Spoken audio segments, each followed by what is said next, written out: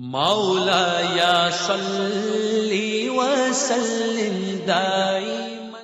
حدثنا عبد الله بن يوسف قال أخبرنا مالك بن أنس عن ابن شهاب عن سالم بن عبد الله عن أبيه أن رسول الله صلى الله عليه وسلم مر على رجل من الأنصار وهو يعظ أخاه في الحياء، فقال رسول الله صلى الله عليه وسلم دعه فإن الحياء من الإيمان।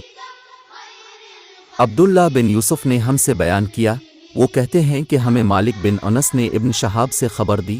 वो सालम बिन अब्दुल्ला से नकल करते हैं, वो अपने बाप अब्दुल्ला बिन उमर रज़ी अल्लाह अन्हुमा से कि एक दफ़ा रसूल अल्लाह एक अंसारी शख्स के पास से गुज़रे इस हाल में कि वो अपने एक भाई से कह रहे थे कि तुम इतनी शर्म क्यों करते हो। अपने इस अंसारी से फरमाया कि इसको उसके हाल पर रहने दो, क्योंकि हाक भी ईमान ही का एक हिस्सा है।